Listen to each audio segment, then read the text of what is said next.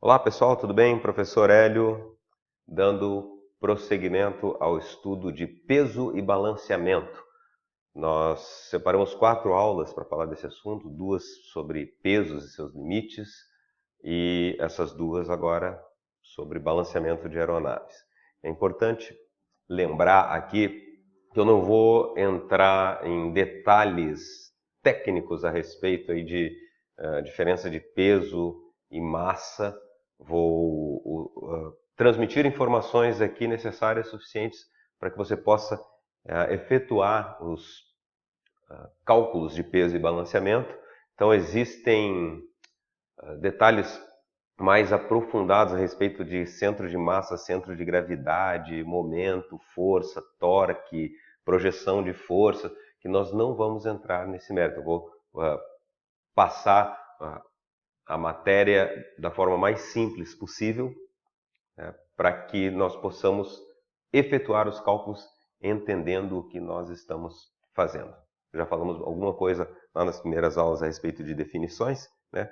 E nessa aqui nós vamos falar do balanceamento, que trata da forma como o peso é distribuído na aeronave e que pode, se mal feito, causar efeitos como a asa pesada quando é um desbalanceamento lateral, um tanque mais cheio que o outro, um tanque cheio, outro vazio, ou nariz pesado ou cauda pesada, o mais comum de acontecer por causa da distribuição de cargas na fuselagem. Tá? O tanque até que é mais fácil de ficar controlando, até durante o voo, selecionando de qual tanque consome. Mas a parte da carga, uma vez que foi mal feito o carregamento, fica difícil de controlar e pode causar até acidentes. Em termos do eixo vertical, em torno do eixo vertical, essa estabilidade, o equilíbrio em torno do eixo vertical, não há influência do peso, porque o peso atua na vertical. E para entendermos aí um pouco de peso e balanceamento, nós vamos falar algumas definições de uma forma mais simplificada. Centro de gravidade seria o ponto no qual se concentra a força-peso de um corpo extenso. O peso atua em todas as partes do corpo que tem massa, mas nós consideramos que existe um ponto central que eu digo não necessariamente geometricamente falando, ele vai depender da distribuição de massas, mas um ponto central no qual nós consideramos que a força-peso atua e é naquele ponto que a gente estabelece o equilíbrio, tal como está desenhado aí. Tem o conceito de momento, que fica melhor explicado se nós fizermos o desenho aí de uma tábua apoiada, uma tábua sem massa, né? Vamos considerar que essa tábua não tem massa, apoiada em um ponto de apoio. E quando nós colocamos um peso em uma extremidade distante desse ponto de apoio, a tendência dessa tábua vai ser girar em torno do ponto de apoio. E essa tendência é tanto maior quanto maior a distância do peso ao ponto de apoio e quanto maior o peso, quanto maior a massa. Nós chamamos esse valor aí, esse produto distância por peso, de momento. O momento em relação àquele ponto de apoio. Se eu escolher um outro ponto de apoio, vai ser um outro momento, mas nós vamos ver que a escolha do ponto de apoio pode ser arbitrária para os cálculos que nós vamos executar mais à frente. O ponto de apoio, o ponto de referência, não de apoio, o ponto a partir do qual nós medimos essas distâncias, chamada braço, é chamado de datum. Então, uma aeronave, quando sai da fábrica, o fabricante estabelece, por convenção, um plano de referência, porque a partir dali pode ser medidos todos os braços de uma forma mais fácil. Até mesmo no hangar de manutenção, pode-se colocar a aeronave ali e traçar uma linha com giz no chão e usar aquilo como referência para as medidas das distâncias entre a referência e o ponto no qual será aplicada a força-peso, no caso, quando se coloca uma carga. Então, eu tenho uma distância e um peso, eu posso calcular esse valor chamado momento, a tendência que a aeronave tem de girar, ou que aquele peso tem de fazer o conjunto girar em torno daquele ponto de referência. Datum, plano de referência, braço, a distância do plano de referência até o ponto de aplicação da força, momento, peso, vezes o braço. O que mais que nós temos aí de conceito? Bom, se nós quisermos cancelar aí o efeito de giro, nós devemos distribuir os pesos de forma que a soma dos momentos seja zero.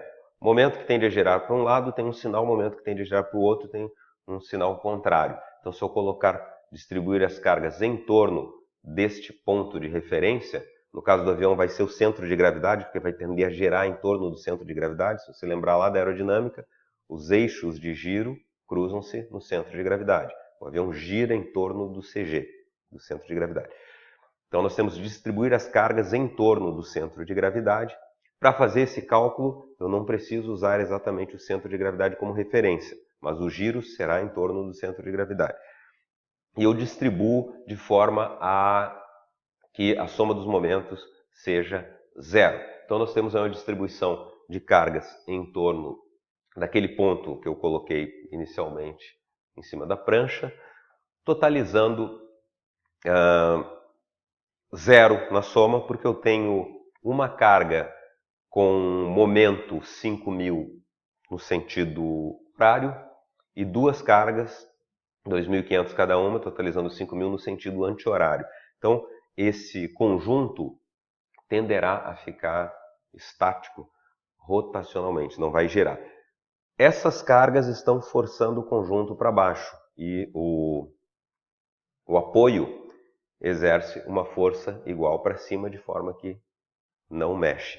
Tá? Isso aí tudo vai acontecer no avião, né?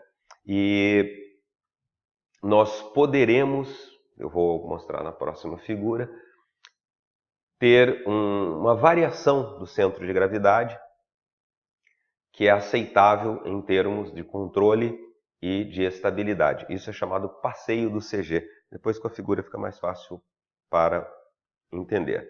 E nós chamaremos de estações da aeronave os locais onde eu posso colocar carga, tripulante e que já estão com a sua medida de braço feita pelo fabricante. Então, uma determinada seção onde se coloca bagagem está definida ali no manual como estação 30, quer dizer que ela está a 30 metros, por exemplo, a 30 polegadas ou a 30 centímetros, uma unidade de medida 30 da referência que foi escolhida. Então aqui, só para que você possa ter uma visualização disso tudo que foi falado, nessa aeronave tem um datum ali, mais ou menos no plano do painel da aeronave, a partir dali que se mede o braço das forças. Observe ali que os braços medidos à frente do datum são negativos e atrás positivos. Por isso, é mais comum se usar datum fora da aeronave, de forma que todos os braços tenham o mesmo sinal. Existe um limite anterior, um limite posterior para o CG. Quando eu for distribuir as cargas na aeronave, o CG vai mudar em relação ao CG da aeronave vazia, mas ele deve estar dentro desses limites chamados essa distância aí chamada de passeio do CG. As estações são os locais nominados conforme a sua distância. Então a estação 70 fica a 70 pés do datum. Braço dela 70, então já facilita minhas contas. Se eu tiver um peso de 10 libras ali na estação 70, o momento deste peso será de 700 libras. Nós vamos ver aí que isso é importante para que nós possamos calcular o CG da aeronave, saber se ele está dentro dos limites, com base num teorema, né, que diz que a soma dos momentos é igual ao momento total. Se eu somar os momentos parciais, eu vou ter um momento total. Então eu tenho a aeronave vazia, o fabricante já indicou onde é o CG da aeronave vazia. Se eu acrescentar alguma coisa, eu vou acrescentar um momento. Este momento vai ser acrescido no momento total. Então eu vou ter um momento total, um peso total, consigo descobrir o novo braço do CG e consigo determinar o CG da aeronave. E é assim que se faz, que nós vamos, na próxima aula, fazer exercícios desse tipo. Antes nós precisamos conhecer um pouco mais a respeito dessa teoria aí de forças, né? Eu tenho na figura aí uma barra na qual uma força grande aí é imposta de cima para baixo e é equilibrada por 4 forças pequenas na parte de baixo. Há o equilíbrio porque a soma das forças que estão de baixo para cima é igual à força que está de cima para baixo. Então, não vai haver movimento na vertical. É o equilíbrio estático. Se essas forças tiverem uma tendência a girar essa barra, eu devo ter também um equilíbrio rotacional. E isso vai acontecer quando a soma dos momentos for igual a zero. Então, a flecha verde de baixo, mais afastada do ponto que eu coloquei como referência, tende a girar tudo no sentido anti-horário. A outra verde, aliás, no sentido horário. A outra verde também, com menor intensidade ou maior, depende dessas dimensões aí. E a vermelha tende a girar no sentido horário. Se os momentos forem iguais, não vai haver tendência de giro. E é isso que nós vamos usar para fazer o balanceamento da aeronave. Cálculo do momento, força vezes o braço, e estabelecendo que a soma dos momentos é igual ao momento total. E que os momentos de peso, eu tenho uma aeronave lá parada no estacionamento. Ela não está girando, logicamente, porque ela tem os momentos de peso, mas existe um momento realizado pela força normal da Terra. O chão está exercendo uma força sobre os trens dessa aeronave que não deixa ela girar. Mas a partir do momento que eu tirar essa aeronave do chão, se o momento da força peso não estiver dentro dos limites, ele associado com o momento da sustentação pode causar uma tendência de giro incontrolável. Por isso que eu devo calcular ainda no solo onde está o CG e ele deve estar dentro do passeio do CG, dentro daqueles limites. Como é que a gente faz isso?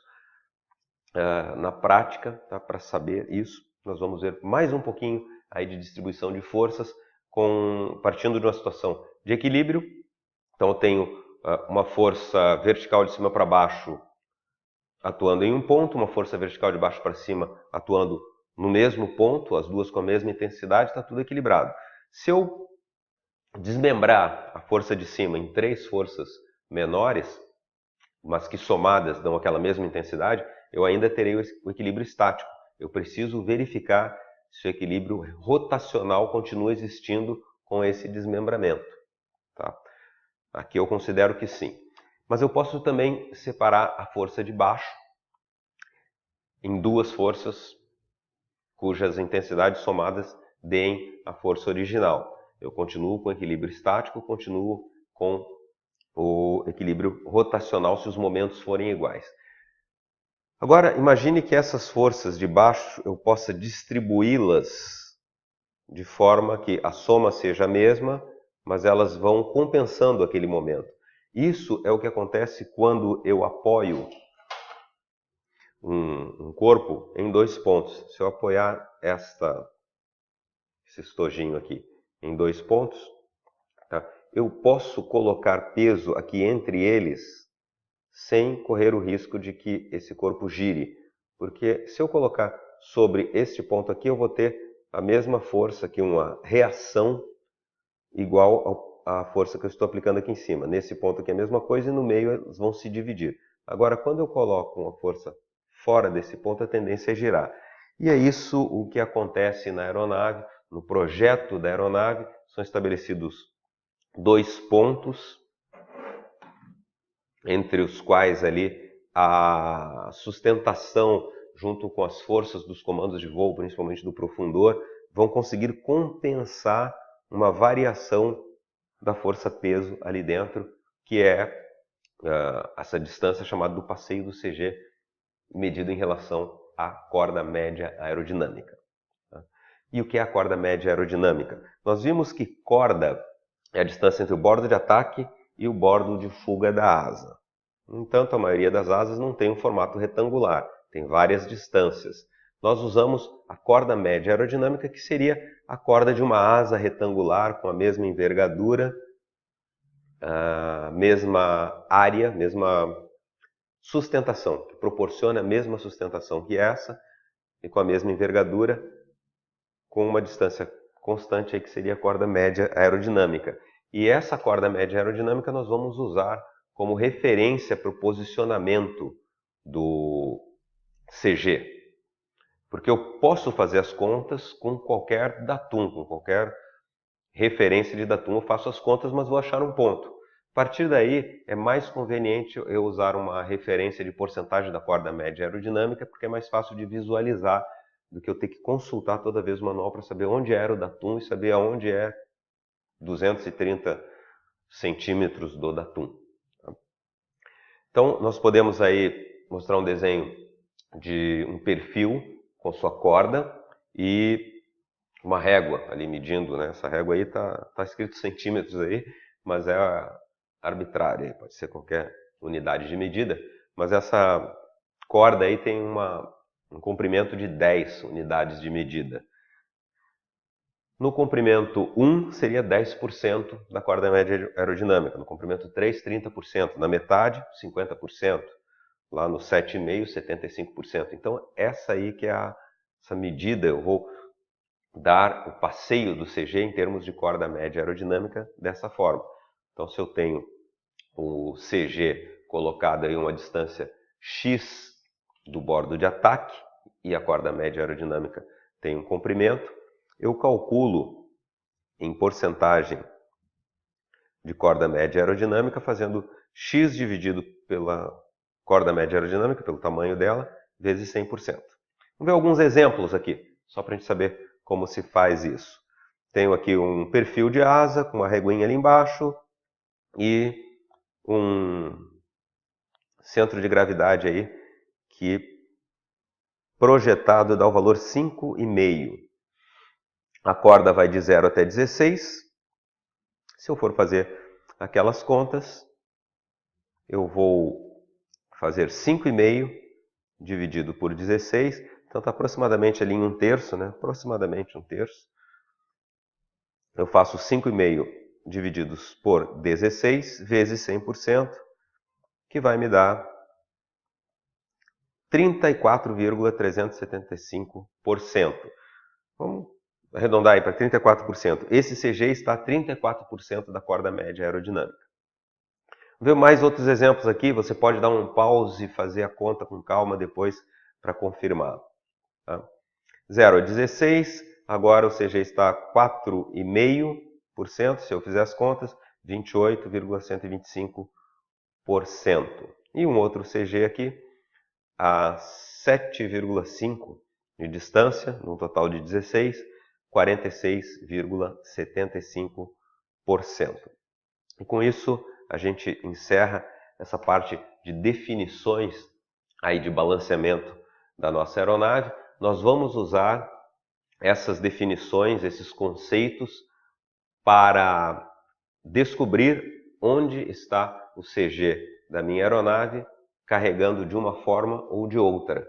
E aí eu verifico se o CG se encontra dentro das limitações, dentro do passeio do CG, e se tiver, aí sim eu posso garantir a segurança na minha aeronave em questões de controlabilidade e estabilidade.